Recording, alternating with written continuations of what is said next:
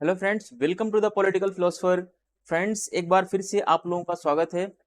आज की वीडियो जो है वो जॉन लॉक के ऊपर है और जॉन लॉक के संप्रभुता संबंधी विचारों को हम कंटिन्यू करने वाले हैं। और आज देखते हैं कि लॉक ने संप्रभुता संबंधी क्या विचार दिए हैं, लॉक ने महिलाओं के संबंध में क्या विचार दिए हैं, लॉक ने अपनी जो श्रम के सिद्धांत के बारे में क्या विचार दिया है या संपत्ति के बारे में क्या विचार दिया है। एक एक करके चीजों को सीखने का प्रयास करते हैं, जो कि मोस्ट इंपॉर्टेंट टॉपिक माना जाता है ये। चलिए देखते हैं। लॉक ने अपनी रचनाओं में, पहला पॉइंट आपका, लॉक ने अपनी रचनाओं में संप्रभुता शब्द का प्रयोग नहीं किया है। तो ये पहला चीज आपको याद रखना है कि लॉक ने अपनी रचना में या अपनी पुस्तकों में कहीं पर भी संप्रभुता शब्द का प्रयोग नहीं किया है। एग्जामिनर आपसे क्वेश्चन पूछ सकता है कि लॉक ने अपनी रचनाओं में या अपने काव्यों में या अपने ग्रंथों में प्रत्यक्ष रूप से संप्रभुता शब्द का उल्लेख किया है, तो ये क्या हो जाएगा, गलत हो जाएगा। तो लॉक ने कभी भी जो है प्रत्यक्षता संप्रभुता शब्द का प्रयोग नहीं किया है। तो क्या किया है उसकी जगह पे, बल्कि संप्रभुता के स्थान पर इसने सर्वोच्च सत्ता शब्द का प्रयोग किया है, या कह लें सर्वोच्च सत्ता की जगह पे या संप्रभुता की जगह पे इसने क्या किया है, सॉरी, ऑल सुप्रीम पावर, ठीक है, जिसको सर्वोच्च सत्ता कहता है ये। तो संप्रभुता की बजाय ये किस शब्द का प्रयोग करता है, सर्वोच्च सत्ता या all supreme power, all supreme power शब्द का प्रयोग करता है। तो ये चीज आपको ध्यान रख के चलना है, यहां से क्वेश्चन बनने के चांसेस होते हैं। जॉन लॉक की पुस्तक two treatise on civil government में असीमित संप्रभुता का खंडन किया गया है। तो यहाँ पे देखो बोल्ड करके लिखा गया है, तो ये इंपॉर्टेंट है, ठीक है। कहीं आप लोग एग्जाम में, आपको एग्जामिनर पूछ लेता है झटके में, तो आप लोग सही करके आते हैं कि लॉक की संप्रभुता असीमित है, तो गलत हो जाएगा। बल्कि लॉक की संप्रभुता कैसी है, तो लॉक की संप्रभुता जो है असीमित नहीं बल्कि सीमित है, ठीक है। तो संप्रभुता संबंधी विचार जो लॉक ने अपनी पुस्तक में दिया है, उस पुस्तक का क्या नाम है, two treatise on civil government. इसमें इसने ऑल सुप्रीम पावर शब्द का प्रयोग किया है, संप्रभुता शब्द की बजाय इसने ऑल सुप्रीम पावर शब्द का प्रयोग किया है, ये चीज आप ध्यान रखेंगे। Lock has not use the word sovereignty in his writings, in his books, कुछ भी कर सकते हैं आप इसको यहां पर। Rather he used the word all supreme power in place of sovereignty, ठीक है। इसने ऑल सुप्रीम पावर शब्द का यूज किया है किसकी जगह पर, सॉवरेंटी की जगह पर। In John Locke's book two treatises on civil government unlimited sovereignty has been refuted, ठीक है। तो इसने अनलिमिटेड सॉवरेंटी को क्या कर रखा है, रिफ्यूटेड कर रखा है, या अनलिमिटेड सॉवरेंटी का इसने खंडन किया है। तो किस पुस्तक में किया है, to treatises on civil government में किया है। तो ये चीजें आपको क्लियर करके चलना है। आगे देखते हैं अगला पॉइंट। अपनी इस पुस्तक में, यानी कौन सी पुस्तक में, to treatises on civil government में जॉन लॉक ने रॉबर्ट फिल्मर की पुस्तक रॉबर्ट फिल्मर की the theory of absolute state की आलोचना की है। यानी रॉबर्ट फिल्मर ने जो पैट्रियार्का बुक लिखी, ठीक है, पैट्रियार्का बुक लिखी इन्होंने रॉबर्ट फिल्मर में, रॉबर्ट फिल्मर ने इस पुस्तक में एब्सोल्यूट स्टेट की बात की, यानी निरंकुश राज्य की बात की, ठीक है। लेकिन लॉक ने निरंकुश राज्य का क्या कर दिया, खंडन कर दिया, या कहें तो रॉबर्ट फिल्मर के जो निरंकुश राज्य का सिद्धांत था, जो एब्सोल्यूट थ्योरी थी स्टेट की, इसको जॉन लॉक ने नकार दिया, सीधी सी बात है। लॉक की संप्रभुता कैसी है, सीमित है, मर्यादित है, निरंकुश नहीं है। ये इंपॉर्टेंट है, आप इसको याद करके चलेंगे, समझ करके चलेंगे, चीजों को रटने का प्रयास ना करें आप बार बार, मैं ये बताता हूं आपको। चलिए अगला पॉइंट देखते हैं। यहां तक कि लॉक ने सरकार की असीमित शक्तियों पर रोक लगाने के लिए सरकार के अंगों का विभाजन कर दिया। देखो, लॉक उदारवादी विचारक है, तो उदारवादी कभी भी राज्य की शक्तियों में वृद्धि नहीं चाहते हैं। उदारवादी जितने भी लिबरल थिंकर्स हैं, वो कभी भी स्टेट की पावर्स को प्रमोट नहीं करते, बल्कि स्टेट को लिमिट में रखने की बात करते हैं, स्टेट को एक जो है एक बाउंडेशन में रखने का प्रयास करते हैं, ठीक है। तो लॉक भी उदारवादी विचारक है, यहां तक कि लॉक उदारवाद का पिता है, ठीक है। उदारवाद का पिता इसलिए है क्योंकि इसने राज्य के कार्यों को सीमित किया, व्यक्ति के अधिकारों की बात की, सीमित संप्रभुता का सिद्धांत दिया, है ना। इन सब रीजन की वजह से लॉक को उदारवाद का पिता कहा जाता है। तो उदारवाद का पिता होने के कारण भी यह कह रहा है कि सरकार की सीमित शक्ति होगी, सरकार की शक्ति असीमित नहीं होगी, ठीक है। तो ये चीज ध्यान में रखेंगे।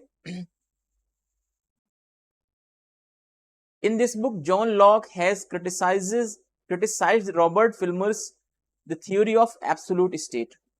अब बताओ क्या जॉन लॉक ने थ्योरी ऑफ एब्सोल्यूट स्टेट का समर्थन किया है? तो नहीं किया, ठीक है।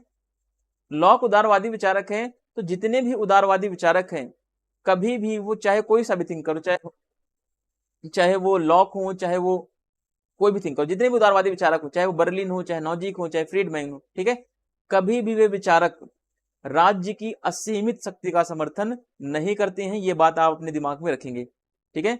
चाहे आप उदारवाद में आप स्पेंसर को ले लीजिए, हर्बर्ट स्पेंसर, ठीक है, और राज्य की उत्तरजीविता का सिद्धांत इन्होंने दिया था। फिर चाहे आप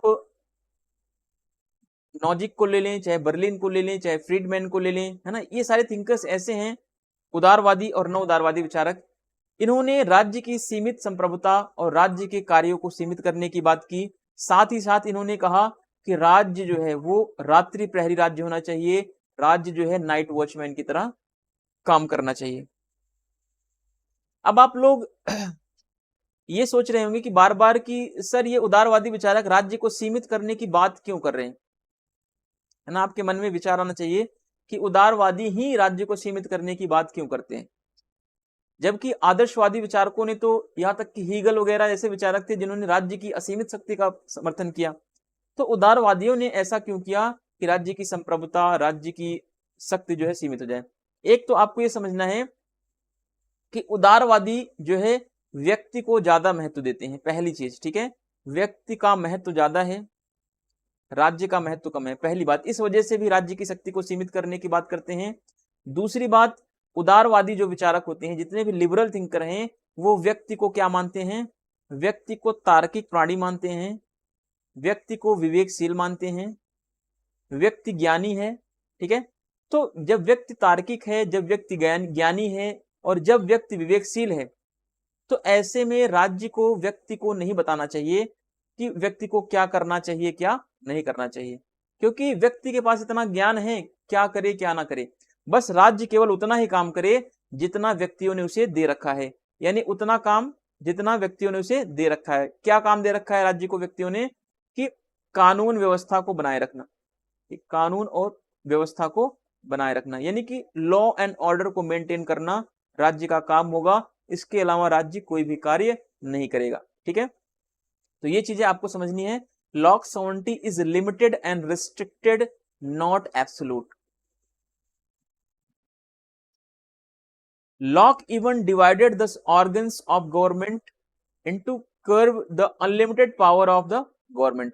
देखो यहां तक कि लॉक उदारवादी विचारक है, तो उदारवाद का प्रभाव इतना है कि लॉक ने कहा कि सरकार असीमित नहीं होनी चाहिए, है ना। सरकार की शक्तियों पर सीमा लगाने के लिए, सरकार की शक्तियों को रोकने के लिए लॉक ने सरकार के अलग अलग पार्ट बना दिए।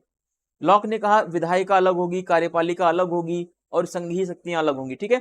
तो इसने सरकार के पार्ट को ही डिवाइड कर दिया। अब इसलिए इसने किया क्योंकि ये कह रहा है कि अगर सारी चीजें एक व्यक्ति में आ जाएंगी तो वो व्यक्ति क्या हो सकता है, निरंकुश हो सकता है, बहुत शक्तिशाली हो सकता है। तो इसीलिए इसने क्या किया, शक्तियों का पृथक्करण कर दिया, है ना। और इसी के विचारों से प्रभावित होकर के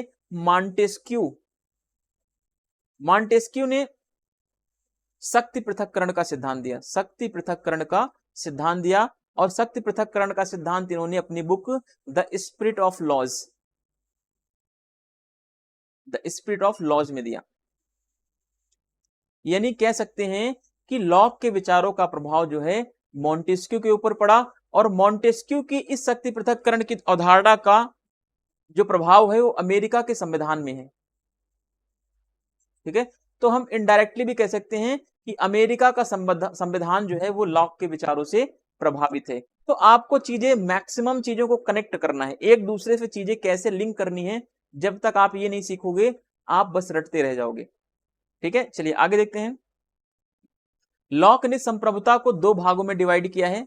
ठीक है, इसने संप्रभुता को दो भागों में बताया।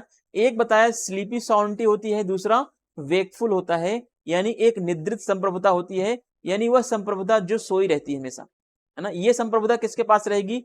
समुदाय के पास या नागरिक समाज के पास। निद्रित संप्रभुता किसके पास पाई जाती है? नागरिक समाज के पास। यानी नागरिक समाज ने क्या कर दिया है? अपने लिए एक ट्रस्ट बना दिया है या अपने लिए एक वॉच डॉग रख लिया है सरकार के रूप में, जो जागता रहेगा। ठीक है, तो जागने वाली संप्रभुता किसके पास है? सरकार के पास है, क्योंकि सरकार क्या रहेगा? सक्रिय रहेगा। और व्यक्ति जो है, व्यक्ति के पास भी संप्रभुता है, लेकिन ये संप्रभुता का प्रयोग अपने तब तक नहीं करता जब तक कि ये जागृत संप्रभुता का प्रयोग जो है सरकार कर रही है। जिस दिन जागृत संप्रभुता का प्रयोग सरकार करना बंद कर देगी, उस दिन क्या करेगी? समुदाय के लोग या नागरिक समाज के लोग निद्रित संप्रभुता से बाहर आएंगे और जागृत संप्रभुता में हस्तक्षेप कर देंगे। तो ये चीज आपको थोड़ी सी ध्यान रखनी है। लॉस्की का मत है, लॉस्की का मत था, देखिए जितने भी लॉस्की के स्टेटमेंट है आपको सारे याद रखने हैं, क्योंकि लॉस्की का स्टेटमेंट बहुत एग्जाम में पूछाता है। लॉस्की का मत था कि लॉक का राज्य जो है संप्रभु नहीं है, क्योंकि इस राज्य का अर्थ है उस समुदाय से है जिसका निर्माण व्यक्ति उसी समुदाय के साथ समझौता करके पूरा हो सकता है। तो ये लॉस्की का स्टेटमेंट है, आप इसको याद रख लें। Laski was of the opinion that Locke's state is not sovereign because this state means the community which can be formed by an individual by entering into an agreement with that community। तो ये चीज आपको statement याद रखने हैं। फिर कुछ statement आपको और भी आगे देखने को मिलेंगे अभी, क्योंकि मेरा उद्देश्य है नेट के एग्जाम को क्लियर करवाना आप लोगों का। उसके साथ साथ बहुत सारे बच्चे आरपीएससी के पेपर में बैठते हैं। ठीक है, तो आरपीएससी में फैक्चुअल डेटा खूब पूछता है, किसने क्या बोला, किसने कौन सा सिद्धांत दिया, है ना, वो सारी चीजें आरपीएससी के एग्जाम में खूब सारा पूछता है। तो हम उन सब चीजों को भी ध्यान में रखते हुए अपनी नोट्स को प्रिपेयर कर रखे हैं। तो आगे देखते हैं कि बार्कर का क्या कहना है। ठीक है, बार्कर का मत है कि लॉक के राजनीतिक सिद्धांत में कम से कम कितनी संप्रभुताएं पाई जाती हैं? 4 संप्रभुता। ठीक है, तो बार्कर ने कहा कि लॉक की संप्रभुता में, लॉक के राजनीतिक सिद्धांत में कितनी संप्रभुताएं हैं? 4 संप्रभुताएं। ठीक है, कौन कौन सी है? एक तो संप्रभुता लोगों के समुदाय के पास है, लोगों का समुदाय यानी नागरिक समाज के पास संप्रभुता है। ठीक है, चलो ये समझ में आ गया कि नागरिक समाज के पास भी संप्रभुता। दूसरी, विधायिका के पास भी संप्रभुता है, जो विधि का निर्माण करती है। फिर संप्रभुता और किसके पास है? समुदाय द्वारा नियुक्त प्रतिनिधियों की संस्था के पास भी संप्रभुता है। तो ये बात भी सही है। ठीक है, ये बार्कर कह रहा है। फिर कार्यपालिका द्वारा अपनी शक्तियों का किसी एक व्यक्ति में निहित कर देना, यह भी क्या है? संप्रभुता का एक लक्षण है या एक पार्ट इसमें भी पाया जाता है संप्रभुता। Barker is of the opinion that there are at least 4 sovereigns in Locke's political theory: the community of the people, the legislature, the body of representative appointed by the community, and the executive vesting its power in a single individuals। तो ये 4 ऐसी जगह हैं जहां पे संप्रभुता का विभाजन किया गया है लॉक के राजनीतिक सिद्धांतों में, ऐसा बार्कर का मानना है। ठीक है, तो ये रहा हमारा संप्रभुता संबंधी लॉक के विचार। अब देखते हैं लॉक के व्यक्तिवाद और उदारवाद संबंधी क्या विचार हैं। देखिए, हॉब्स की तरह लॉक भी क्या है? एक व्यक्तिवादी विचारक है, लेकिन हॉब्स और लॉक के विचारों में जमीन और आसमान का अंतर आपको देखने को मिलेगा। जहां एक तरफ हॉब्स ने राज्य की शक्तियों को असीमित अधिकार दिया, वहीं पर लॉक ने क्या किया? लॉक ने राज्य की शक्तियों को क्या कर दिया? सीमित कर दिया। ठीक है, तो जहां पर हॉब्स की संप्रभुता असीमित है, अमर्यादित है, अविभाजित है, वहीं पर लॉक की संप्रभुता क्या है? सीमित है, मर्यादित है और विभाजित है। तो ये चीज उदारवाद के मूल लक्षणों में आपको देखने को मिलेगा। अब देखते हैं वाहन के शब्दों में, लॉक की व्यवस्था में हर वस्तु व्यक्ति के चारों तरफ चक्कर काटती है। प्रत्येक वस्तु को इस प्रकार सजा कर रखा गया है कि व्यक्ति की संप्रभुता क्या हो? सुरक्षित हो। ठीक है, यानी वाहन ने बताया कि लॉक की व्यवस्था जो है इसमें क्या है? इसमें व्यक्ति के चारों तरफ सारी वस्तुएं घूमती हैं, यानी लॉक की व्यवस्था में व्यक्ति महत्वपूर्ण है। ठीक है। संप्रभुता, राज्य, समाज, इन सब का उतना महत्व नहीं है जितना महत्व व्यक्ति का है, क्योंकि व्यक्तियों ने ही राज्य का निर्माण किया, समाज का निर्माण किया और संप्रभुता का निर्माण किया, है ना। तो इसका मतलब है कि व्यक्ति साध्य है, व्यक्ति प्रमुख है और बाकी चीजें क्या है, सेकेंडरी है। तो इसका मतलब ये हुआ। चलिए आगे देखते हैं। Like Hobbes, Locke is also individualist thinker in the words of वाहन।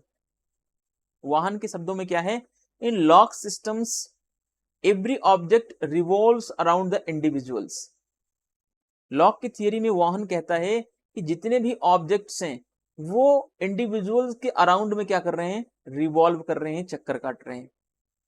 Every object is arrange in such a way that the sanctity of individuals is protected. ठीक है, यानी कि सारी चीजों को इस तरीके से अरेंज किया गया है कि जिससे कि व्यक्ति की संप्रभुता क्या हो, सुरक्षित रह सके। आगे देखते हैं। निम्न ऐसे तथ्य हैं जो लॉक को व्यक्तिवादी सिद्ध करते हैं। अब देखते हैं कि लॉक व्यक्तिवादी विचारक क्यों है, क्या क्या उसके कारण है। ठीक है, तो ऐसे कुछ प्रमुख तथ्य हैं, कुछ ऐसे फैक्ट्स हैं जो यह प्रूव करते हैं कि लॉक क्या है, लॉक एक इंडिविजुअलिस्टिक थिंकर है, लॉक एक व्यक्तिवादी विचारक है। अब देखते हैं कौन कौन से ऐसे विचार हैं लॉक के विचारों में जो यह प्रमाणित करते हैं कि लॉक का चिंतन जो है व्यक्तिवाद से प्रभावित है, या लॉक जो है व्यक्तिवादी और उदारवादी है। चलिए देखते हैं। पहला पॉइंट, लॉक का चिंतन व्यक्ति केंद्रित है, यानी लॉक के चिंतन में क्या है, व्यक्ति को प्रमुखता दी गई है। लॉक के चिंतन में व्यक्ति का महत्व है, व्यक्ति ज्यादा महत्वपूर्ण है, यानी व्यक्ति साध्य है, व्यक्ति साध्य है। राज्य, नागरिक समाज, सरकार, संप्रभुता, ये सब क्या है, साधन है। तो उदारवादी होने के कारण, व्यक्तिवादी होने के कारण इसने व्यक्ति को ज्यादा महत्व दिया है। व्यक्ति को ज्यादा महत्व इसलिए भी दिया है क्योंकि लॉक का मानना है कि व्यक्ति क्या है, विवेकशील प्राणी है, व्यक्ति तार्किक प्राणी है ना।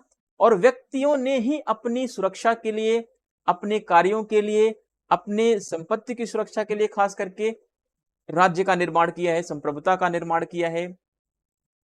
दूसरा पॉइंट देखते हैं, राज्य को अधिकार व्यक्ति की सहमति से ही प्राप्त होते हैं।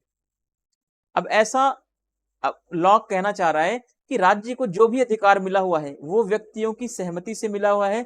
सहमति का मतलब है कि व्यक्तियों ने एक समझौता किया जिसे सामाजिक समझौता कहा गया।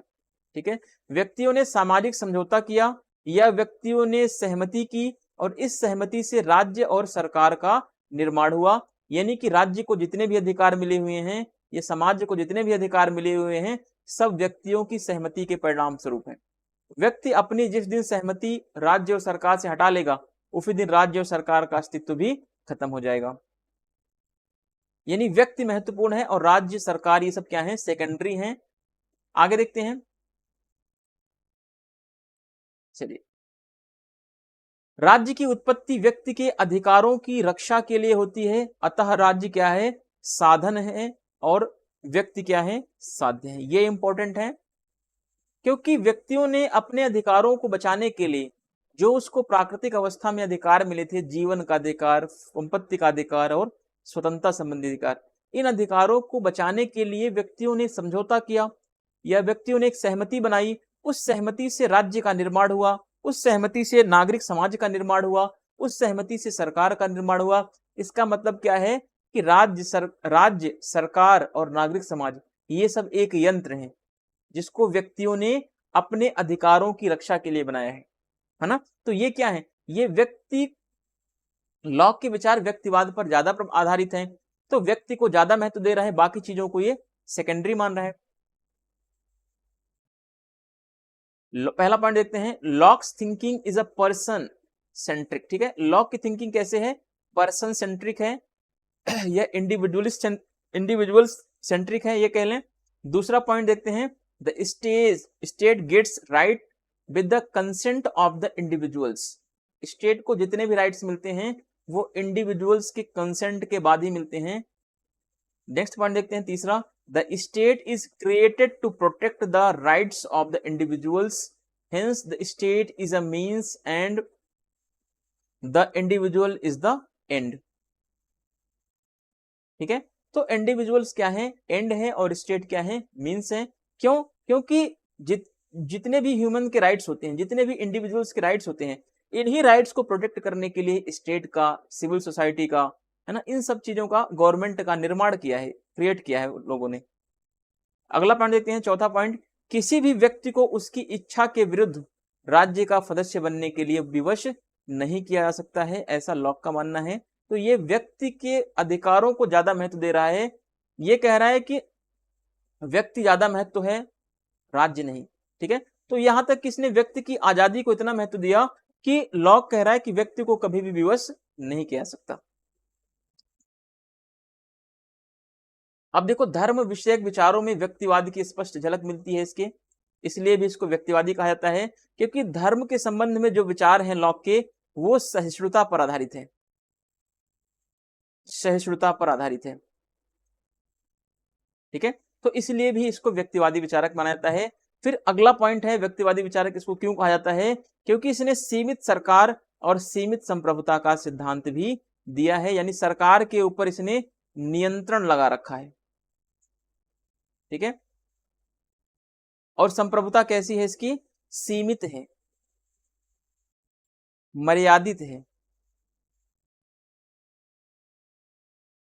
ठीक है, no person can force to become a member of the state against his will, किसी भी व्यक्ति को, किसी भी पर्सन को स्टेट का मेंबर्स जबरन नहीं बनाया सकता जब तक कि उसकी इच्छा न हो। Individualism is clearly reflected in the views on the religion। Next है limited government and limited sovereignty भी क्या करती है, लॉक के इंडिविजुअलिस्टिक थिंकर्स, इंडिविजुअलिस्टिक आइडियाज को प्रमोट करती है। इसीलिए हम कहते हैं कि लॉक क्या है, उदारवादी और व्यक्तिवादी विचारक है। अगला पॉइंट देखते हैं, लॉक को उदारवाद और व्यक्तिवाद क्यों माना जाता है। सातवां पॉइंट, लॉक के अनुसार राज्य का निर्माण उन कल्याण के लिए किया जाता है, राज्य का निर्माण जन कल्याण के लिए किया जाता है। राज्य एक ट्रस्ट के समान होता है, वह जनता की सहमति पर आधारित है तथा राज्य क्या है, वैधानिक है। अब यहां से क्वेश्चन बन सकता है, यदि सरकार का निर्धारित उद्देश्य, यदि सरकार निर्धारित उद्देश्य की पूर्ति करने में असफल रहे तो जनता को विद्रोह या क्रांति करने का अधिकार होता है या प्राप्त है इसके। ठीक है, तो अब देखो यहां तक कि इसने क्या बोल दिया, लॉक ने कहा कि राज्य का निर्माण जन कल्याण के लिए हो है। ठीक है, यानी राज्य जो बनाया गया है वो व्यक्ति के हितों के लिए बनाया गया है, ना कि मनमर्जी चलाने के लिए। और राज्य का कार्य कैसा होगा, एक ट्रस्ट के जैसा होगा। जैसे ट्रस्ट क्या करता है, काम करता है, यानी ट्रस्ट का मतलब है कि एक बहुत बड़ा ऑर्गेनाइजेशन हो जो संपत्ति की सुरक्षा करे, जो उस प्रॉपर्टी की देखभाल करे, वो ट्रस्ट कहलाता है। तो राज्य भी क्या है, लोगों के अधिकारों की देखभाल करेगा, तो राज्य एक ट्रस्ट के समान है। वह जनता की सहमति पर आधारित है, यानी राज्य जो बना हुआ है वो किसकी सहमति पर बना हुआ है, लोगों की सहमति पर बना हुआ है। तथा राज्य वैधानिक होता है। क्या राज्य, अब क्वेश्चन आ जाए यहां से, लॉक ने राज्य की दैवीय उत्पत्ति के सिद्धांत का समर्थन किया है, तो क्या सही होगा, तो बिल्कुल गलत हो जाएगा। ठीक है, क्योंकि राज्य, लॉक का राज्य कैसा है, वैधानिक राज्य है। लॉक का स्टेट क्या है, लीगल स्टेट है। अब लॉक कहता आगे, यदि सरकार जो हमारी बनाई गई है समझौते के द्वारा, यह अगर व्यक्ति के अधिकारों को या इसके जो निर्धारित उद्देश्य हैं इसको पूरा नहीं कर पाती है, तो इस सरकार के विरुद्ध विद्रोह या क्रांति करने का अधिकार लोगों के पास है। तो ये चीज भी ध्यान रखना। अब यह भी सिद्ध करता है कि लोगों के पास इतना अधिकार है कि वह राज्य का विरोध कर सकते हैं। ठीक है, यानी लोगों ने राज्य को एक नौकर की तरह बनाया हुआ है, एक मशीन की तरह बनाया हुआ है।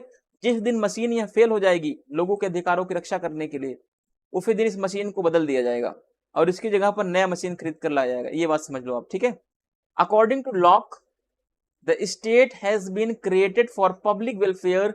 The state is like a trust, it is based on the consent of the people and is legal. State is a legal and based on the consent of the people पर भी है। ठीक है, if government fails to fulfill the set objective, the people have to right to revolt or revolt। ठीक है, तो ये चीज आपको ध्यान रखना है कि पीपल के पास राइट है।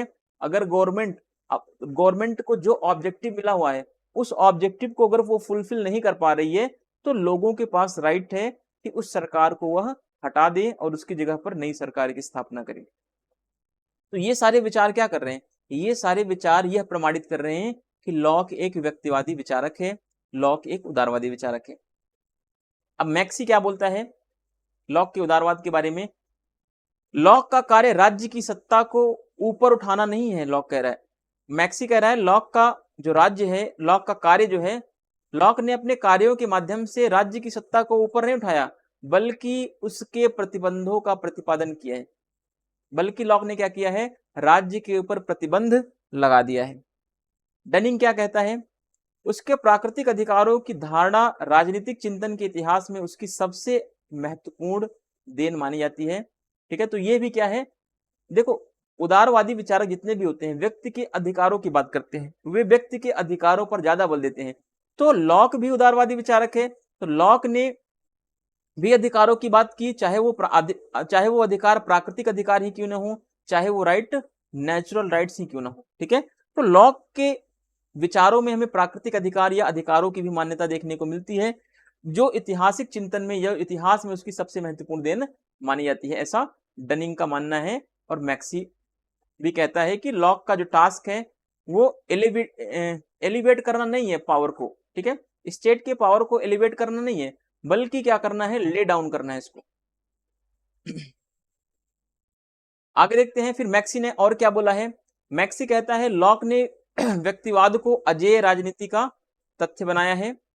यानी लॉक ने क्या किया है, लॉक ने व्यक्तिवादी विचारों को है ना, व्यक्तिवाद को एक ऐसे चरम पर पहुंचाया है जो राजनीति में एक महान तथ्य बना हुआ है या एक महान स्तंभ बना हुआ है, ऐसा मैक्सी मानता है। फिर बारकर कहता है लॉक में व्यक्ति की आत्मा की सर्वोच्च गरिमा स्वीकार करने वाली तथा सुधार चाहने वाली महान भावना थी, इसलिए भी इसको जो है उदारवाद का पिता या व्यक्तिवाद का समर्थक माना जाता है। प्रोफेसर वाहन कहता है लॉक जो है व्यक्तिवादियों का क्या है, शिरोमणि है। ये सारे स्टेटमेंट नेट में बहुत कम पूछे जाते हैं।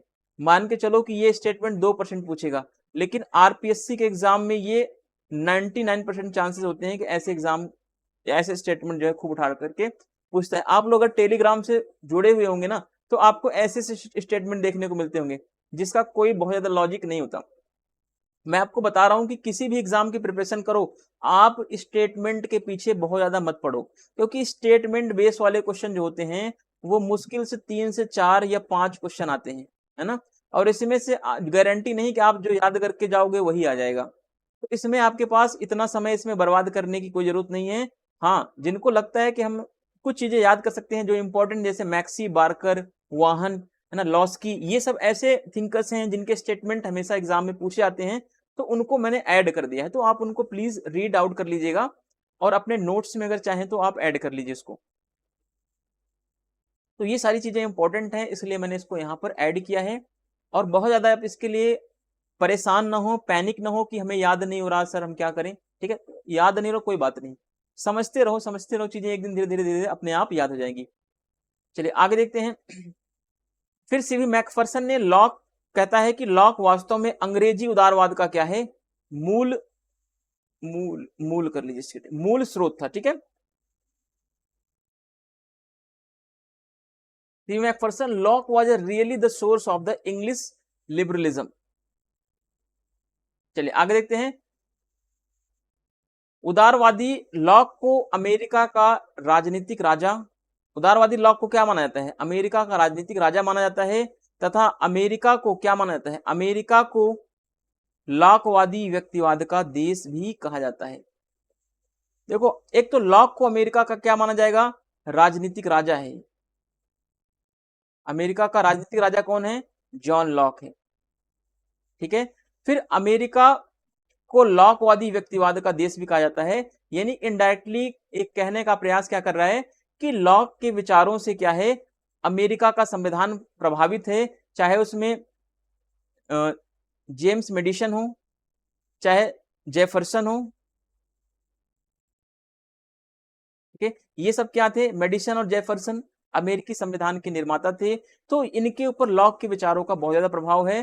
तो इनडायरेक्टली लॉक के विचारों का प्रभाव अमेरिका के संविधान पर बहुत अधिक मात्रा में पड़ा हुआ है, चाहे वो शक्ति पृथक्करण की बात हो, है ना, भले से शक्ति पृथक्करण की वास्तविक मान्यता जो है मॉन्टेस्क्यू ने दी हो, लेकिन मॉन्टेस्क्यू से पहले ही जो है लॉक ने शक्ति पृथक्करण की बात कर दी थी, सरकार के अंगों का विभाजन कर दिया था, जिससे कि सरकार जो है निरंकुश न होने पाए।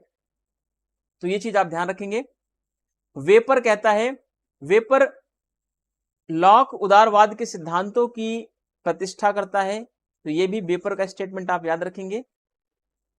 अब देखिए आगे, लॉक द्वारा व्यक्तिवाद, स्वतंत्रता, सहमति पर आधारित सरकार, न्यूनतम राज्य, संवैधानिक सरकार, कानून का शासन, बहुमत का सिद्धांत, सत्ता का पृथक्करण, बहुलवाद, सहिष्णुता, संपत्ति का अधिकार व प्रतिनिधि जनतंत्र जैसे विचार दिए गए, इसीलिए लॉक को उदारवाद का पिता कहा जाता है। ठीक है, तो लॉक को उदारवाद का पिता क्यों कहा जाता है? क्योंकि उसने बहुत सारे सिद्धांत दिए, जिसमें से आपको याद रखना है कि व्यक्तिवाद का सिद्धांत दिया, स्वतंत्रता पर इसने विचार दिए, सहमति आधारित सरकार पर विचार दिया इसने, न्यूनतम राज्य की बात की, संवैधानिक सरकार की बात की, विधि के शासन की बात की, बहुमत का सिद्धांत इसने बताया, शक्ति पृथक्करण की अवधारणा दी, बहुलवाद का सिद्धांत दिया, सहिष्णुता पर विचार दिए और संपत्ति के अधिकार संबंधी बातों की बात की, फिर साथ साथ प्रतिनिधि जनतंत्र जैसे विचार दिए, इसीलिए इसको लॉक को उदारवाद का पिता कहा जाता है। ठीक है, तो ये चीज आप ध्यान रखेंगे। Lock gave idea like a individualism, freedom, government based on consent, minimal state, constitutional government, rule of law, principle of majority, separation of powers and pluralism, tolerance, ठीक है, right to property and representative democracy. Therefore Locke is called the father of liberalism. तो ये चीजें आपको ध्यान रखनी है। Lock ने ये सारे विचार दिए हैं, है ना, तो इन्हीं विचारों के कारण लॉक को उदारवाद का पिता कहा जाता है। अब देखते हैं लॉक के महिलाओं के संबंध में क्या विचार हैं, या विमेन्स के रिगार्डिंग इसके क्या विचार हैं। लॉक के स्त्री संबंधी विचारों को देखते हैं। पहला पॉइंट, जहां हॉब्स पितृसत्तात्मकता की ओर झुके हुए हैं, वहीं लॉक स्त्री को ज्यादा अधिकार व समानता का दर्जा देते हैं। अब यहां पर आपको एक सेंस निकालना है। पितृसत्तात्मकता का मतलब है कि राज्य की निरंकुश सत्ता, राज्य की निरंकुश सत्ता। ठीक है, तो जहां हॉब्स के विचारों में पितृसत्तात्मकता का विचार, राज्य की निरंकुशता का विचार, ये पुरुष प्रधान समाज का विचार विद्यमान है, तो वहीं पर लॉक ने स्त्री को ज्यादा अधिकार, समानता, इन सब का दर्जा देने की बात भी वो करता है। ठीक है, फिर बटलर ने इसी संदर्भ में लिखा है कि स्त्रियों की ओर हमदर्दी रखने के कारण लॉक को आरंभिक स्त्रीवादी माना गया है, जो पितृसत्ता का दुश्मन है। आपको एक चीज और याद रखना है कि लॉक ने पितृसत्ता का क्या किया है, पैट्रियार्की का खंडन किया है, पितृसत्ता का खंडन किया है।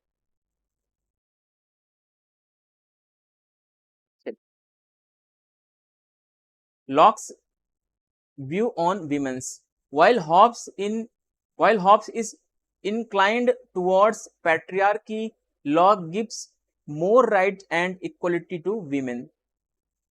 Butler has written that because of this sympathy towards women, Locke has been considered an early feminist who is an enemy of the patriarchy. तो ये कुछ स्टेटमेंट हैं। अब जो इंपॉर्टेंट ज्यादा है वो है यहाँ पे लॉक का श्रम सिद्धांत। ठीक है, लॉक्स की लेबर थ्योरी क्या है। अब देखो, लॉक कहता है कि लॉक का विचार यह है कि प्रकृति के साथ अपना श्रम मिलाने से संपत्ति जन्म लेती है। यानी कोई वस्तु अगर प्रकृति में खुली पड़ी है, अगर व्यक्ति उसमें अपना श्रम लगा देता है, तो वह क्या हो जाती है, उस व्यक्ति की संपत्ति बन जाती है। ये चीज ध्यान रखना आप। इसे स्वामित्व का श्रम सिद्धांत भी कहा जाता है। इसका दूसरा नाम क्या है, लॉक के श्रम का सिद्धांत को क्या बोला जाता है, स्वामित्व का श्रम सिद्धांत कहता है। स्वामित्व का श्रम सिद्धांत कहने का मतलब है कि व्यक्ति जिस भी वस्तु में, जिस भी प्राकृतिक वस्तु के साथ अपना श्रम मिला देता है, उस प्राकृतिक वस्तु का वो क्या बन जाता है, स्वामी बन जाता है या मालिक बन जाता है। इसी को ही बोला गया है स्वामित्व का श्रम सिद्धांत।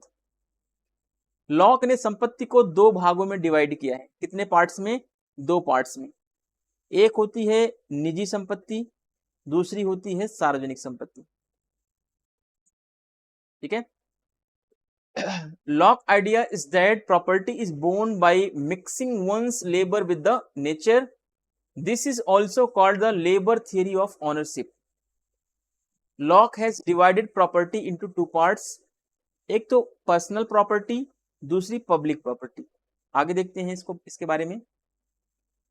निजी संपत्ति और सार्वजनिक या सामान्य संपत्ति से कहते हैं. ठीक है, अब निजी संपत्ति क्या है, एक एक करके यहाँ पर समझने का प्रयास करते हैं. जब व्यक्ति प्रकृति द्वारा प्रदान की गई चीजों के साथ अपने श्रम को मिला देते हैं तो उनको क्या बोला गया है, उनको निजी संपत्ति बोला गया है. यानी अब प्राकृतिक वस्तु का मालिक कौन बन गया है, वो मनुष्य बन गया है. क्यों बन गया है, क्योंकि उसने अपना श्रम उसमें मिला दिया है. तो अब उस संपत्ति का वो स्वामित्व उसके पास आ गया. दूसरा पॉइंट देखते हैं. वह संपत्ति जिसको मनुष्य ने अपने शारीरिक श्रम द्वारा प्राप्त करता है वह क्या होती है, वह निजी संपत्ति कहलाती है. इस पर निजी संपत्ति पर मनुष्य का पूरा व्यक्तिगत नियंत्रण होता है. ठीक है, आगे देखते हैं.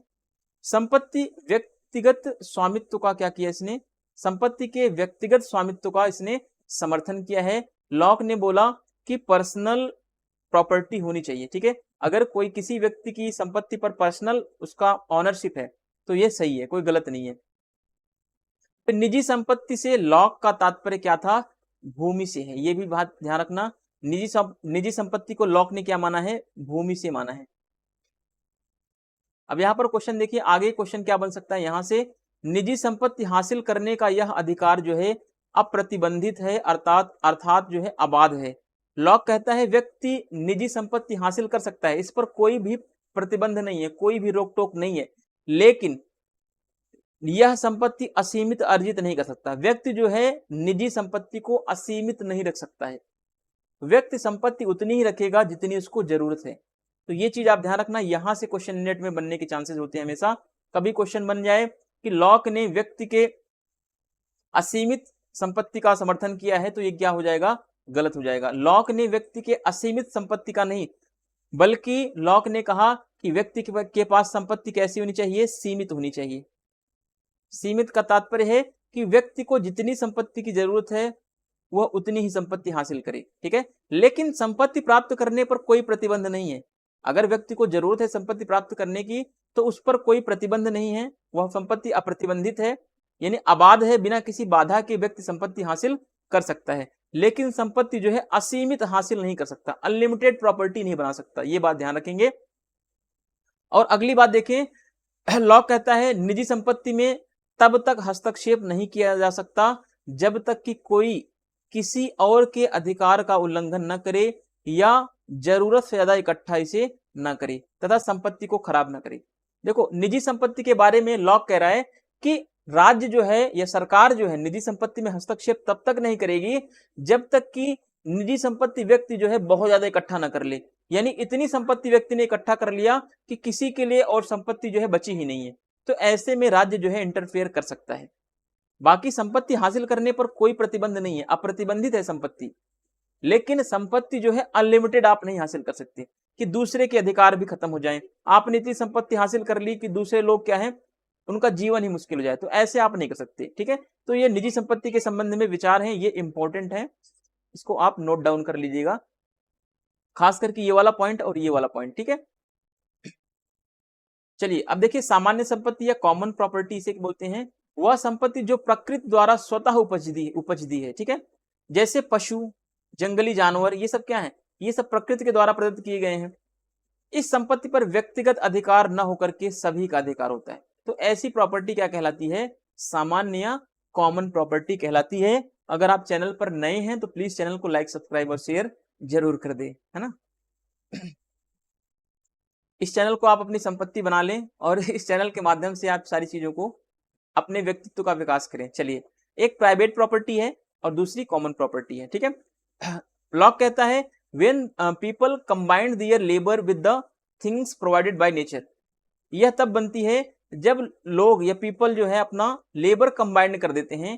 ठीक है, इस नेचुरल प्रॉपर्टी में, तो ये क्या बन जाती है, यह प्राइवेट प्रॉपर्टी बन जाती है. The property which a man acquires through his physical labour, है ना. ये कह रहा है कि वह प्रॉपर्टी जिसको आदमियों, ठीक है, जिसको व्यक्ति ने अपने फिजिकल लेबर से एक्वायर किया है वह क्या है, उसकी निजी संपत्ति या प्राइवेट प्रॉपर्टी कहलाती है। Man has completed personal control over it, व्यक्ति का जो है इसके ऊपर पूरा कंप्लीट या पर्सनल कंट्रोल है इस संपत्ति पर, निजी संपत्ति पर या प्राइवेट प्रॉपर्टी पर इंडिविजुअल्स का क्या है, प्रॉपर कंट्रोल है इस पे। ठीक है, फिर नेक्स्ट पॉइंट देखते हैं, support of personal ownership of property. तो पर्सनल प्रॉपर्टी का इसने या पर्सनल ऑनरशिप प्रॉपर्टी का लॉक ने क्या किया है, सपोर्ट किया है। फिर नेक्स्ट देखते हैं, by private property lock means land. ठीक है, प्राइवेट प्रॉपर्टी या पर्सनल प्रॉपर्टी का मतलब लॉक के अकॉर्डिंग क्या था, लैंड था।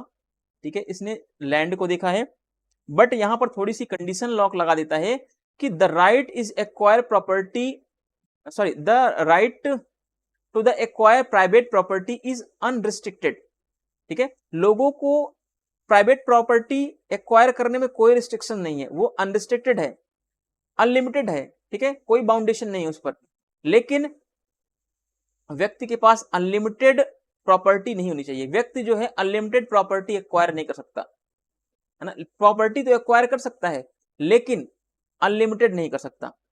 और व्यक्ति प्राइवेट प्रॉपर्टी एक्वायर करना चाहता है तो उसके ऊपर भी कोई रिस्ट्रिक्शंस नहीं है, कोई प्रतिबंध नहीं है।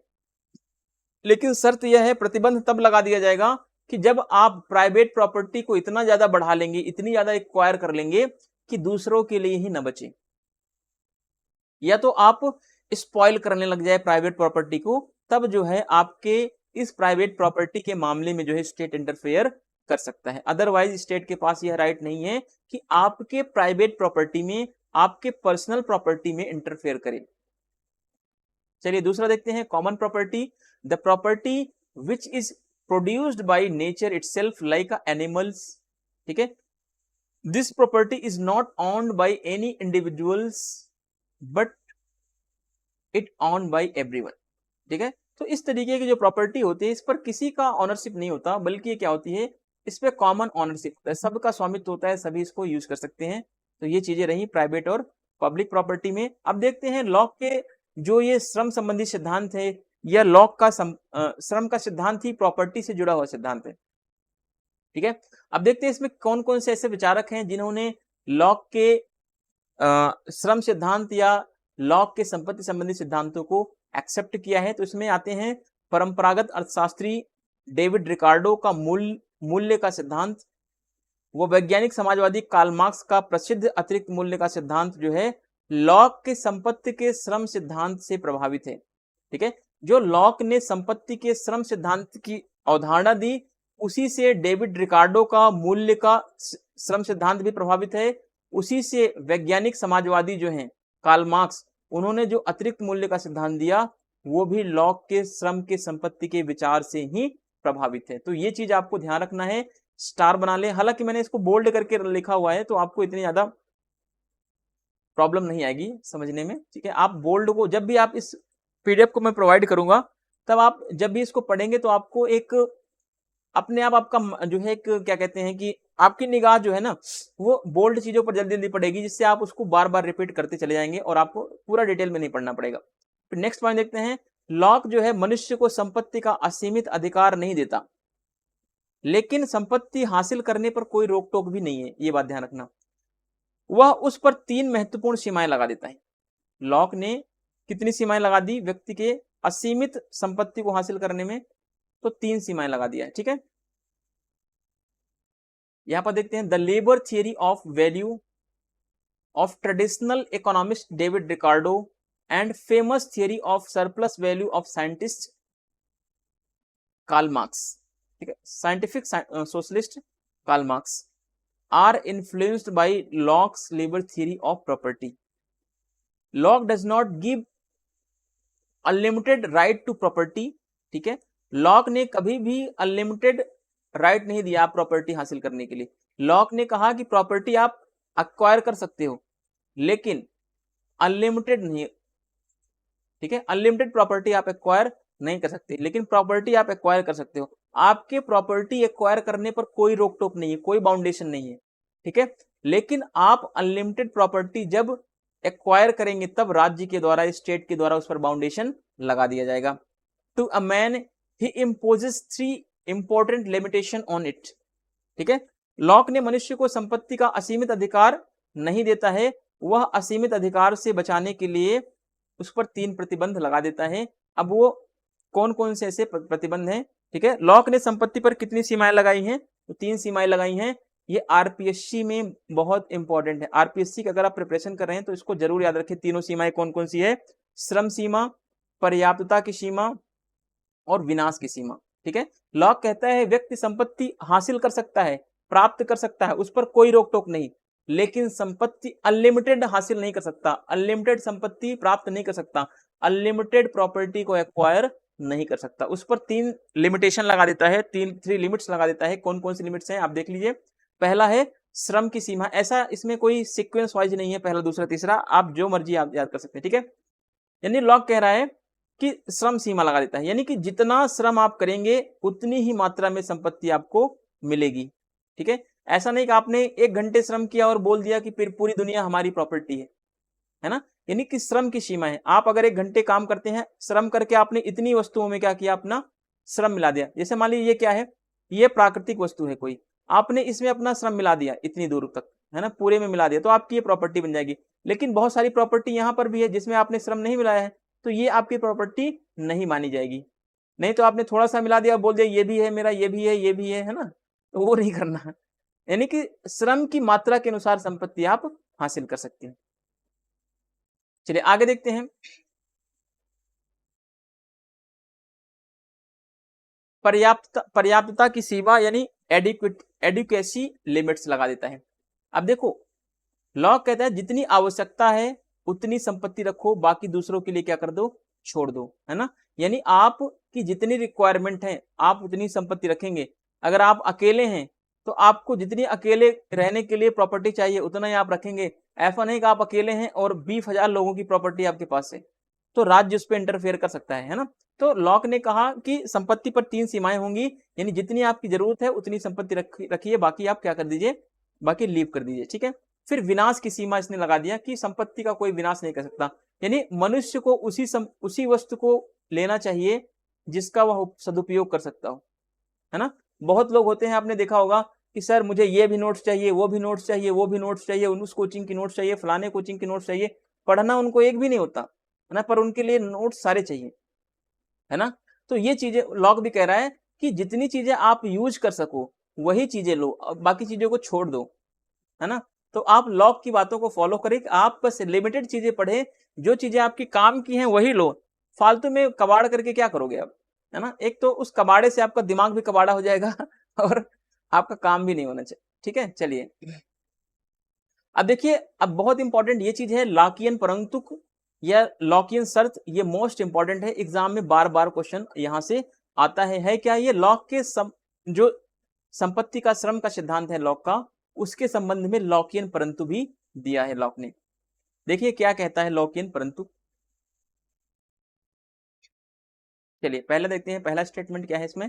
लॉकियन शर्त या परंतु कहता है, इसका संबंध पहली बात तो किससे है? लॉक के संपत्ति के श्रम सिद्धांत से जुड़ा हुआ है। ये पहला पॉइंट आपको याद रखना है कि लॉकियन परंतु का संबंध किससे है? लॉक के श्रम के संपत्ति या लॉक के संपत्ति के श्रम सिद्धांत से जुड़ा हुआ है। दूसरा पॉइंट आपको क्या ध्यान रखना है? संपत्ति का श्रम सिद्धांत व संपत्ति का अधिकार लॉक ने अपनी कौन सी पुस्तक में दिया है? तो सेकंड ट्रीटाइज ऑफ गवर्नमेंट। ठीक है, सेकंड ट्रीटाइज ऑफ गवर्नमेंट में उसने संपत्ति के श्रम सिद्धांत के बारे में डिस्क्राइब किया है। तो तीसरा पॉइंट क्या है? कोई भी व्यक्ति प्राकृतिक संसाधनों पर अपने श्रम व मेहनत के द्वारा निजी स्वामित्व प्राप्त कर सकता है। तो ये तीसरा पॉइंट है, ये लॉकियन परंतु में आता है कि लॉक कहता है कोई भी व्यक्ति जो है वो प्राकृतिक संसाधनों में या प्राकृतिक वस्तुओं में अपनी मेहनत करके, अपना श्रम लगा करके उसे अपना बना सकता है या उस संपत्ति का मालिक वह बन सकता है। चौथा पॉइंट देख सकते हैं, पर यह स्वामित्व अबाध नहीं है, एक शर्त के अधीन है, और लॉक की शर्त है कि जितनी आवश्यकता हो उतनी रखो, बाकी दूसरों के लिए छोड़ दो। यही क्या है वास्तविक रूप में? लॉकियन परंतुक है। यह लॉक ने संपत्ति के संबंध में दिया है कि संपत्ति का स्वामित्व जो है अबाध नहीं होना चाहिए, यानी आप जो है इतनी संपत्ति हासिल नहीं करेंगे कि दूसरों का जीवन जो है मुश्किल में आ जाए, दूसरों के लिए संपत्ति ही ना बचे। तो लॉक ने कहा कि आप संपत्ति उतनी ही हासिल करो जितनी आपकी जरूरत है, बाकी दूसरों के लिए भी प्रॉपर्टी छोड़ दो। अब नेक्स्ट पॉइंट देखते हैं, लॉकियन, ये भी इंपॉर्टेंट है। चौथा नंबर तो मोस्ट इंपॉर्टेंट है ना। बाकी जितने भी पॉइंट्स है सारे इंपॉर्टेंट है, आप इनको याद करने की कोशिश करें, बार बार आप स्क्रीनशॉट ले लें, इसको पढ़ते रहें जैसे भी आपको अच्छा लगे। अब देखिए, लॉकियन प्रोविजो शब्दावली या लॉकियन परंतु शब्दावली इच्छा स्वेच्छातंत्रवादी विचारक कौन है या नव उदारवादी विचारक हैं? Robert Nozick.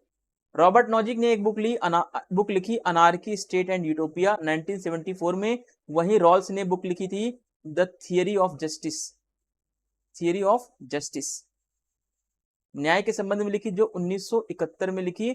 और anarchy state and utopia Robert Nozick ने लिखी 1974। तो दोनों बुक की ईयर वाइज आप याद रखेंगे। तो इस शब्दावली को किसने गढ़ा? तो नव उदारवादी विचारक या स्वेच्छातंत्रवादी विचारक रॉबर्ट नॉजिक है। इसने लॉकियन प्रोविजो शब्दावली या लॉकियन परंतु शब्दावली का उल्लेख किया, या इस शब्दावली का उसने मेंशन किया या गढ़ दिया। इसको गढ़ दिया का मतलब बना दिया, दे दिया ना। हमारे यहाँ जब हम लोग प्राइमरी में पढ़ते थे गांव में, तो हमारा टीचर आता था ना, कहता था गढ़ा बबाई, है ना, कहता था बहुत मारूंगा। बहुत गढ़ने का मतलब यही कि बहुत मारूंगा, है ना। तो ये चीजें थी गढ़ने का मतलब, और बाकी ऐसा कुछ इसमें उल्लेख नहीं है। गढ़ने का मतलब था कि मारना वहां पे था, लेकिन यहाँ पर गढ़ने का मतलब क्या है? उसका निर्माण करना, है ना। गढ़ने का मतलब क्या है यहाँ पर?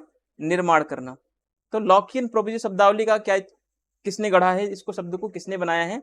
तो रॉबर्ट नॉजिक ने शब्द को गढ़ा है। आगे देखते हैं, नॉजिक ने संपत्ति के शुरुआती अधिग्रहण को निष्पक्ष दिखाने के लिए इसका प्रयोग किया। नॉजिक कहता है कि व्यक्ति शुरुआत में, है ना, अपनी संपत्ति को निष्पक्ष रूप से हासिल कर सकता है, लेकिन वह संपत्ति क्या होनी चाहिए? हासिल करने का तरीका उसका क्या होना चाहिए? फेयर होना चाहिए। यानी नॉजिक ने बोला कि संपत्ति आप जो अधिग्रहण कर रहे हैं शुरुआत में, वह संपत्ति अधिग्रहण करने का तरीका निष्पक्ष होना चाहिए। गलत तरीके से आप संपत्ति ग्रहण नहीं कर सकते। फिर अगला पॉइंट देखते हैं, नॉजिक के अनुसार कोई भी व्यक्ति अपनी योग्यता व परिश्रम से कितनी भी निजी संपत्ति बना सकता है, पर लॉकियन शर्त है कि इससे बाकी लोगों की स्थिति पहले से खराब न हो। नॉजिक कह रहा है कि व्यक्ति अपनी क्षमता से, अपनी योग्यता से, अपनी परिश्रम से अनलिमिटेड प्रॉपर्टी बना ले, कितना भी प्रॉपर्टी बना ले, लेकिन शर्त क्या है कि लॉकियन शर्त यह है कि इससे जो आप अनलिमिटेड प्रॉपर्टी बना रहे हो, इससे लोगों की स्थिति पर, लोगों के अधिकारों पर कोई गलत प्रभाव न पड़े। अगर गलत प्रभाव नहीं पड़ रहा है तो आप कितनी भी प्रॉपर्टी बनाते जाओ, कोई रोक टोक नहीं, है ना। लेकिन आप इतनी अनलिमिटेड प्रॉपर्टी बना लेते हैं जिससे लोगों का अधिकार जो है खतरे में आ जाए, लोगों का जीवन खतरे में आ जाए, तो उस कंडीशन में लॉकियन कंडीशन लग जाएगी, लॉकियन प्रोविजो लग जाएगा, या लॉकियन परंतुक लग जाएगा। लॉकियन परंतुक क्या कहता है कि व्यक्ति अनलिमिटेड संपत्ति हासिल नहीं कर सकता, व्यक्ति को उतनी ही संपत्ति रखनी चाहिए अपने पास जितनी उसकी जरूरत है, बाकी दूसरों के लिए छोड़ दो भैया, सीधी सी बात, ठीक है। चलो,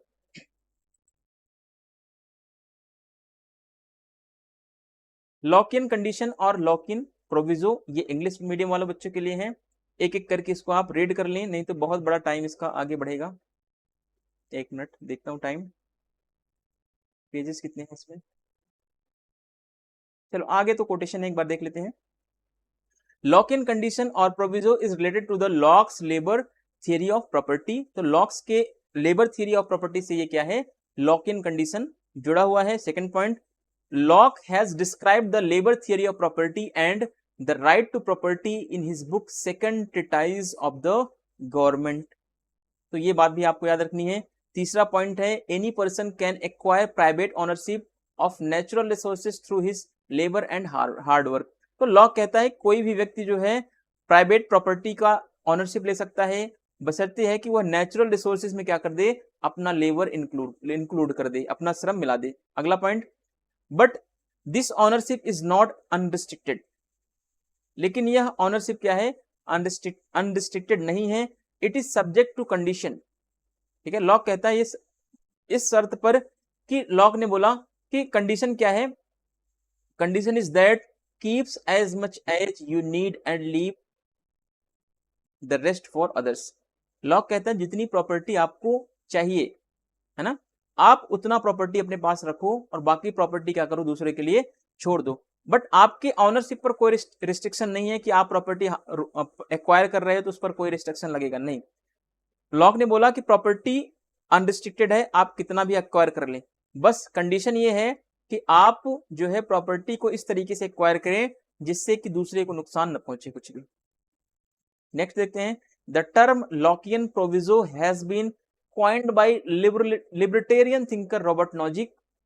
ठीक है, तो इस टर्म को किसने कॉइंड किया है, तो लिबर्टेरियन थिंकर है रॉबर्ट नॉजिक, बर्लिन, हेयक, फ्रीडमैन ऐसे विचारक हैं जो स्वेच्छातंत्रवादी या लिबर्टेरियन या नियो लिबरल थिंकर्स कहलाते हैं। इन्होंने अपनी बुक लिखी अनार्की, स्टेट एंड यूटोपिया 1974 में।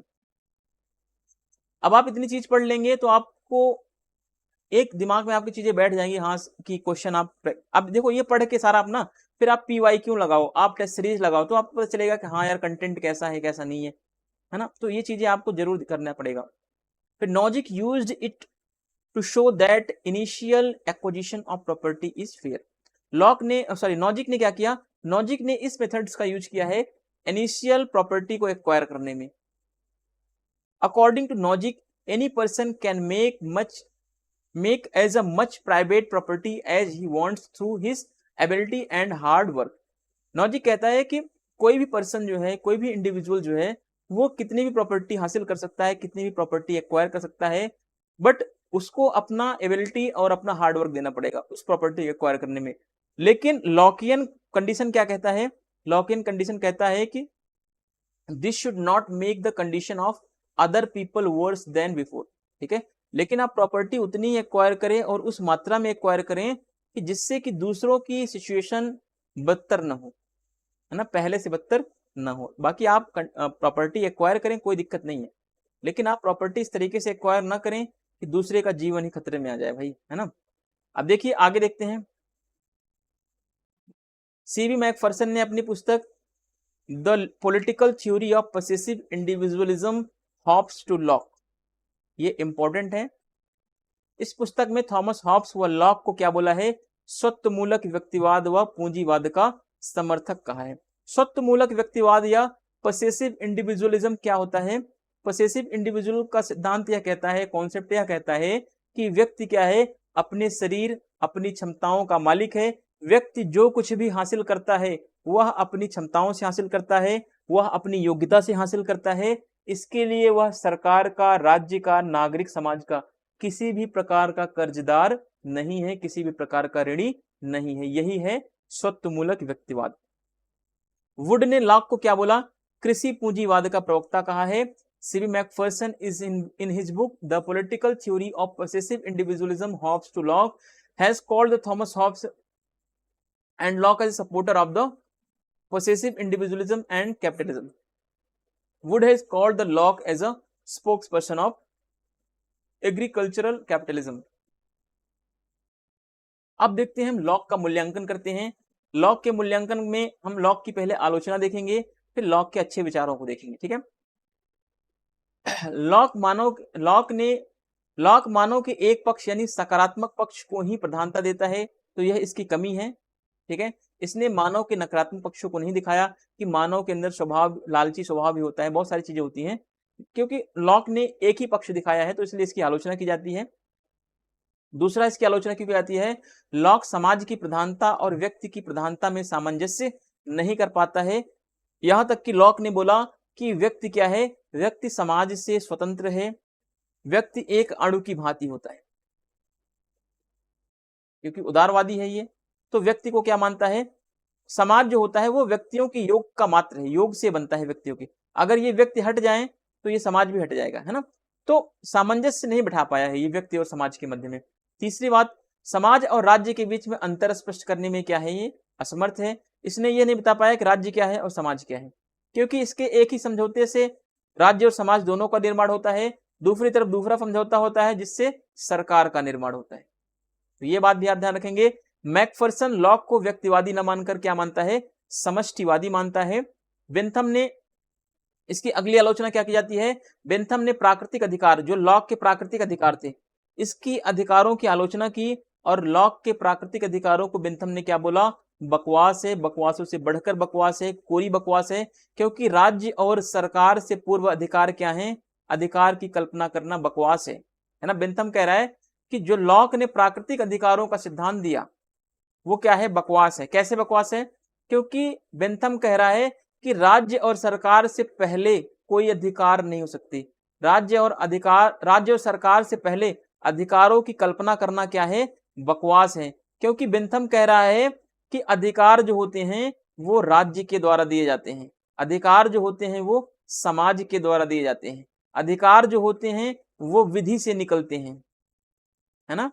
अधिकार प्राकृतिक नहीं होते, क्योंकि बेंथम एक तो अधिकारों के वैधानिक सिद्धांतकार है, ठीक है, वैधानिक अधिकारों का समर्थन करता है, अधिकारों की वैधानिक मान्यता का समर्थन करता है।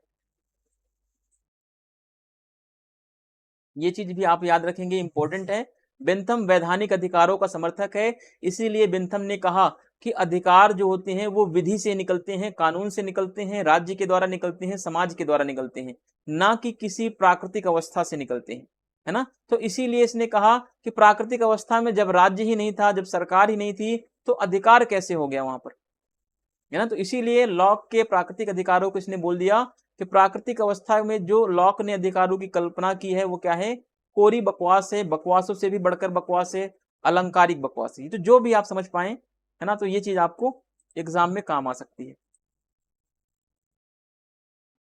Locke gives importance to only one aspect of human being, positive aspect. Second है, Locke is unable to reconcile the importance of the society and the importance of the individuals. Third point है, Locke is unable to clearly differentiate between society and state. फिर next point है, Macpherson considers Locke to be a collectivistic rather than an individualist. Next देखते हैं 5 points, number important है ये भी। Bentham has called natural rights as ornate और mere nonsense because rights before the state and government are imaginary nonsense. ठीक है, Bentham कह रहा है कि राइट्स की कल्पना जो है स्टेट और गवर्नमेंट से पहले क्या होगी, एक इमेजिनरी नॉनसेंस होगी। चलिए आगे देखते हैं। ये तो लॉक की आलोचना हो गई। अब देखते हैं लॉक के अधिकार और इसके क्या महत्व हैं, इसके लॉक का महत्व और लॉक का प्रभाव कहां कहां पर पड़ा है, एक एक करके यहाँ पर स्टडी करते हैं लॉक के महत्व और प्रभाव के बारे में। Locks importance and influence. First point, France की क्रांति पर इसका प्रभाव पड़ा हुआ है। वह अमेरिका की 1776 की जन क्रांतियों पर लॉक का प्रभाव पड़ा हुआ है। अब देखो फ्रांस की क्रांति पर इसका प्रभाव क्यों पड़ा है, क्योंकि फ्रांस की क्रांति जो की गई है वो राजा के निरंकुश अधिकारों के विरुद्ध की गई है, वो रूढ़ियों के विरुद्ध की गई है, वो परंपराओं के विरुद्ध क्रांति है। ठीक है, तो लॉक उदारवादी विचारक हैं, तो लॉक ने रूढ़ियों, परंपराओं, राजा की असीमित शक्तियों का समर्थन नहीं किया है। तो अब देखो यहां पर फ्रांसीसी क्रांति में जो बेसिकली नारा दिया गया था, स्वतंत्रता, समानता और बंधुत्व का नारा दिया गया। ठीक है, और देखो अब इसमें स्वतंत्रता का नारा क्यों दिया गया, क्योंकि लॉक जैसे उदारवादी विचारकों का प्रभाव है फ्रांसीसी क्रांति के ऊपर। ठीक है, तो लॉक उदारवादी विचारक हैं, उदारवादी विचारक स्वतंत्रता को सर्वाधिक महत्व देते हैं, है ना, जबकि लॉक ने स्वतंत्रता को सर्वाधिक नहीं बल्कि संपत्ति को सर्वाधिक महत्व दिया, और इसने बताया कि संपत्ति के अधिकार में ही स्वतंत्रता और जीवन का भी अधिकार शामिल है।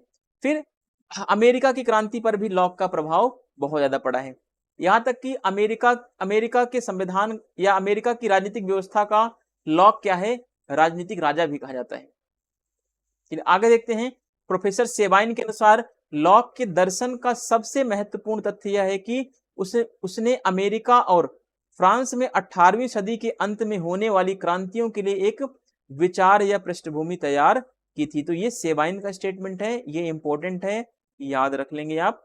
ठीक है, फिर according to professor Sabine the most important facts Locke's philosophy is that he prepared the ideological background for the revolutions that took place in America and France at the end of the 18th century।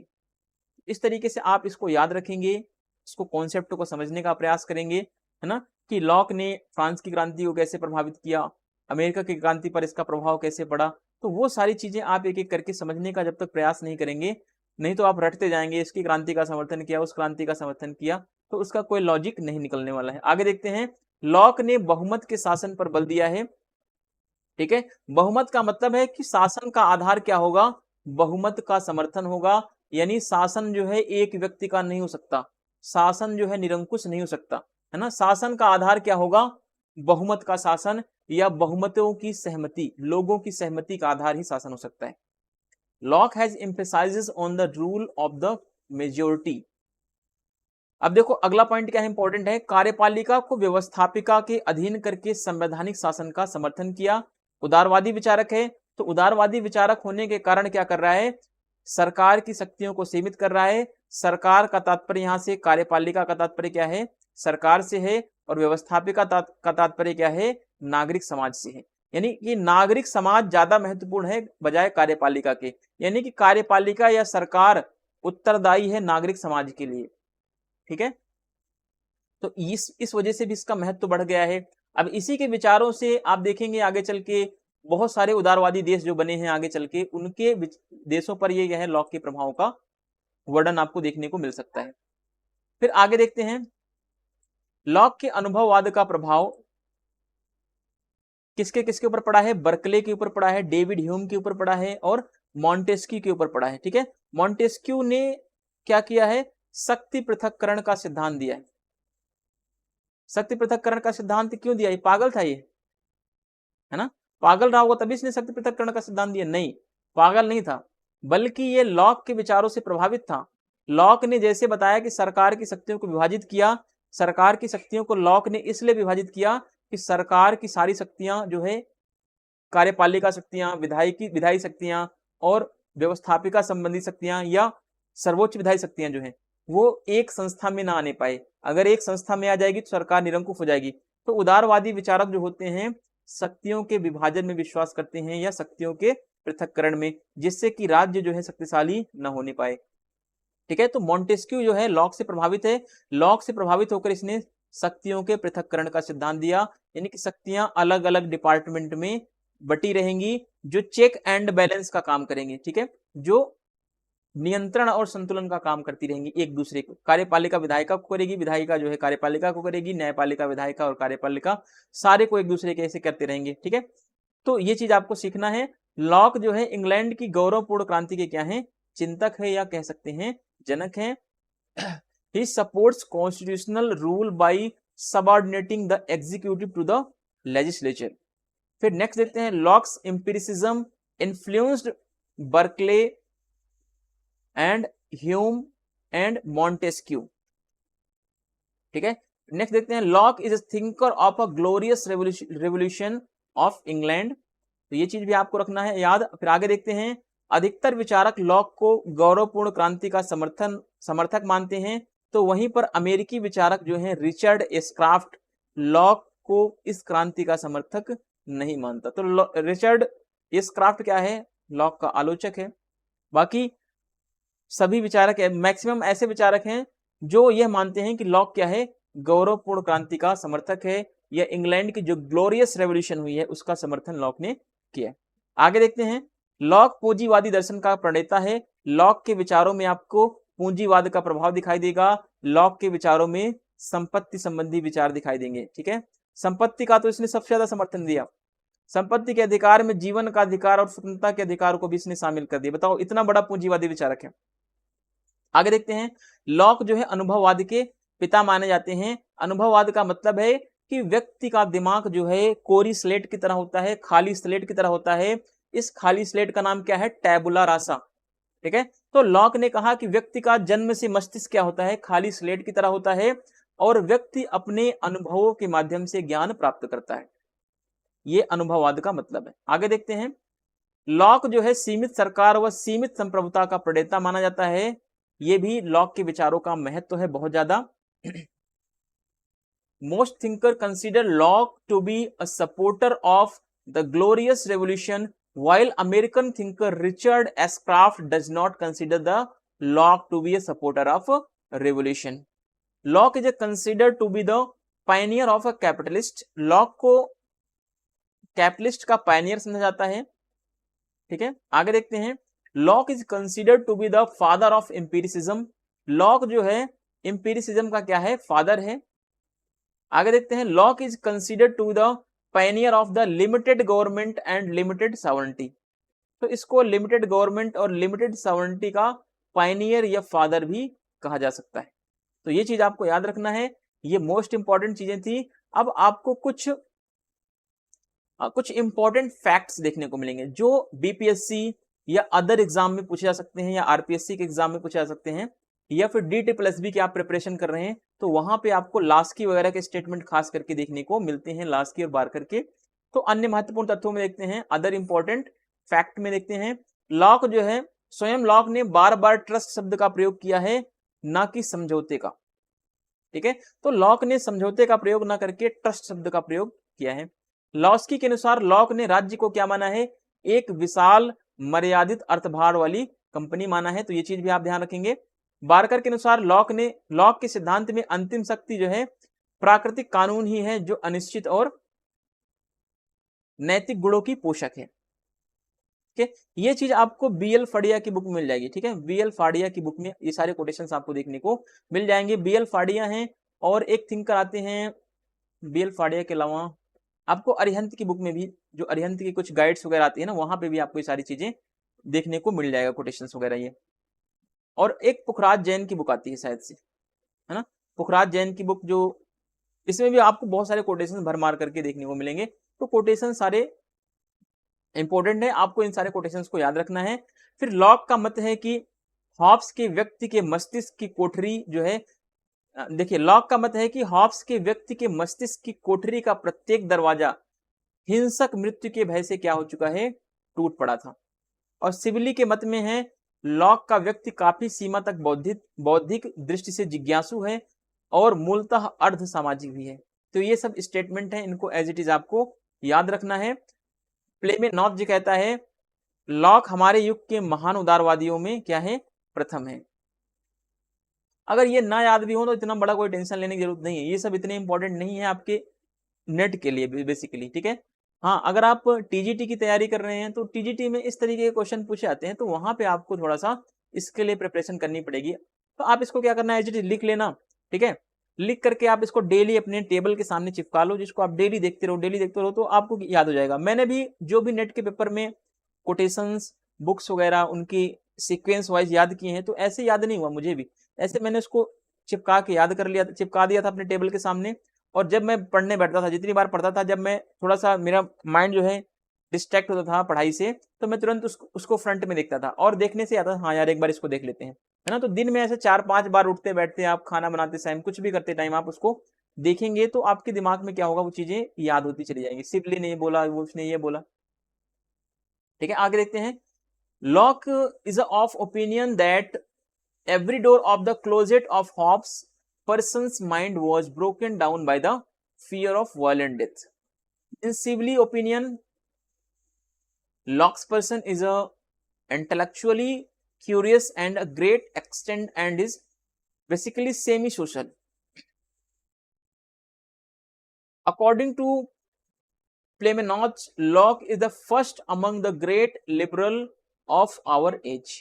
तो ये सारे statement आपको याद रखने हैं, important है। फिर वॉहन का स्टेटमेंट है, वॉहन के अनुसार लॉक का संप्रभुता से संबंधित कोई सिद्धांत ही नहीं है, नागरिक सरकार का वास्तविक शासक कौन है, व्यक्ति है। फिर बारकर कहता है लॉक के सामने संप्रभुता की प्रकृति की कोई वस्तु नहीं है, कोई चित्र नहीं है। लॉक प्राकृतिक अधिकार के रूप में स्वतंत्रता को सार्वभौमिक अधिकार मानता है।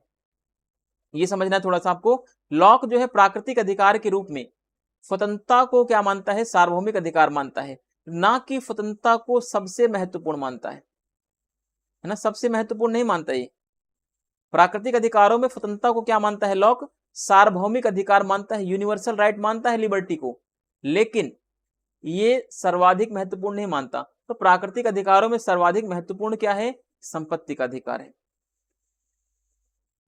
लेकिन प्राकृतिक अधिकारों में लॉक ने सार्वभौमिक अधिकार किसको माना है, तो सार्वभौमिक अधिकार जो है स्वतंत्रता को माना है। ये बात भी आप ध्यान रखेंगे, पेपर में आ भी सकता है, छोटे छोटे एग्जाम के लिए मैं कह रहा हूं। ठीक है, according to Vaughan Locke has no theory of sovereignty, the real ruler of civil government the individuals.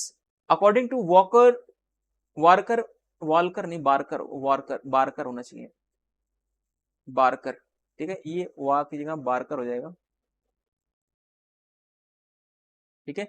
Lock has no picture of the natural sovereignty.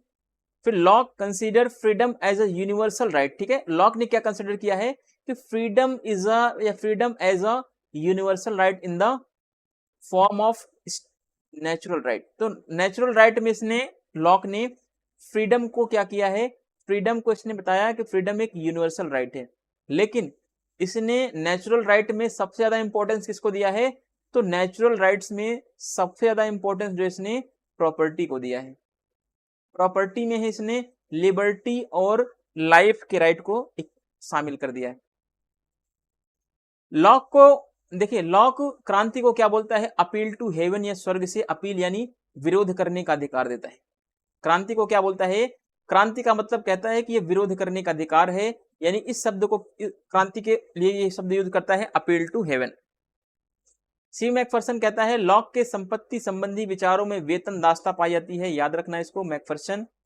Laski कहता है लॉक के प्रश्न आज भी हमारे सामने क्या हैं, प्रश्न बने हुए हैं। भैया खत्म हो गया ये, और चलते हैं इंग्लिश मीडियम वाला एक बार देख लेते हैं। Locke's call revolution and appeal to heaven example के राइट टू प्रोटेस्ट।